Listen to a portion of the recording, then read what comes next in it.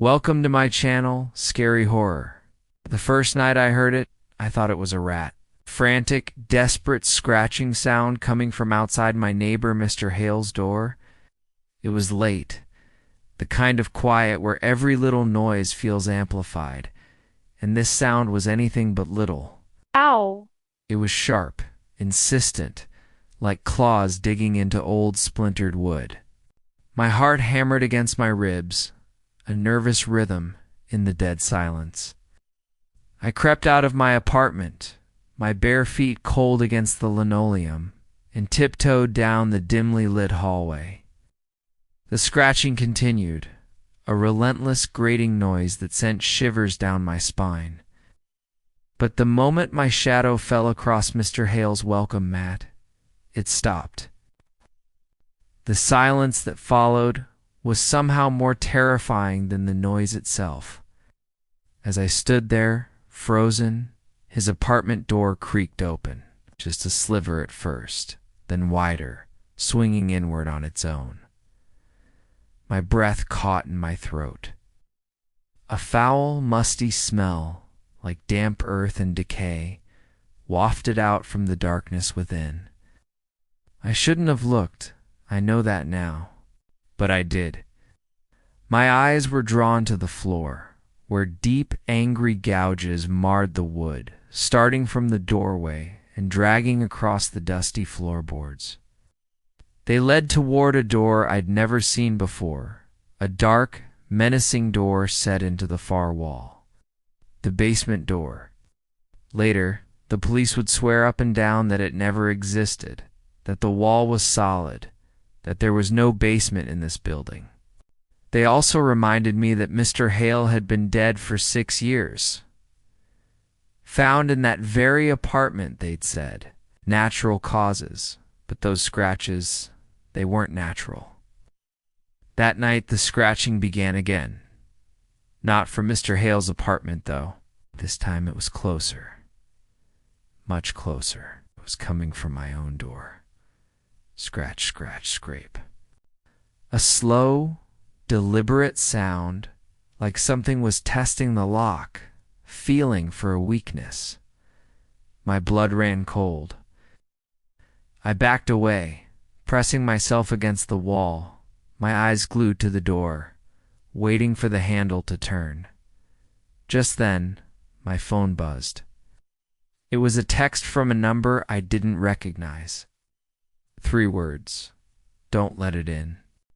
I looked out the peephole. Nothing. But then I glanced toward the window overlooking the shared porch, and my heart stopped. The quiet woman from the apartment across the way, the one who always watched the world through her half-open blinds, was standing there. Her face was pressed against my window, her eyes wide with a terror I'd never seen before. Her lips moved, forming the same words from the text, "Don't let it in," and then she was gone. The next morning they found her. The paramedics said it was a heart attack. But the look in her eyes, the way they were locked on my porch, she had seen something. Things got weirder. Every morning at precisely 3 a.m., I'd be jolted awake by a soft clicking sound. It was the sound of my blinds being slowly pulled open, one slat at a time. I'd lie there, paralyzed with fear, staring into the darkness, knowing something was looking in at me. I never saw a face, just the faint outline of the slats turning against the pale moonlight. It was toying with me, letting me know it was there, that it could get to me whenever it wanted. Then came Carlton. He was the oddball of the complex, a lonely man who had a strange habit of just standing in my yard. He'd be there at all hours, just staring at my house, never saying a word. One evening, there was a knock on my back door, the glass one leading to the patio. It was Carlton. He was smiling, a wide, unnatural grin that didn't reach his eyes. He said he'd just gotten back into town and wanted to say hello. The thing is, I'd spoken to his sister earlier that day. She'd called worried, because Carlton had been out of town for a week and she hadn't heard from him. After he left, a chilling thought crept into my mind. I had set up a small security camera pointed at my backyard a few weeks ago after some things went missing. My hands trembled as I rewound the footage. Then I saw it. It wasn't Carlton.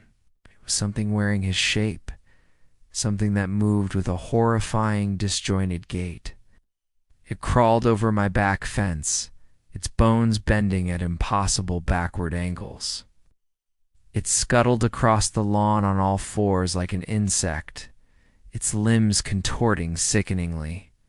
Then it pulled itself upright, its form smoothing out to mimic Carlton's, and walked to my door. The camera was close enough to capture the audio as its face pressed against the glass, its breath fogging the pane. It wasn't Carlton's voice. It was a dry, raspy whisper, a sound like dead leaves skittering across pavement. It said, "He doesn't know I wear him."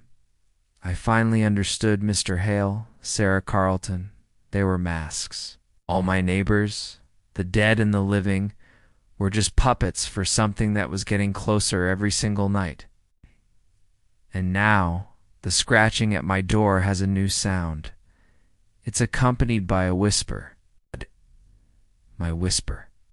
It's calling my name, telling me to open the door, to let myself in. If you enjoyed this story, make sure to like, follow, and subscribe. I'll see you in the next one.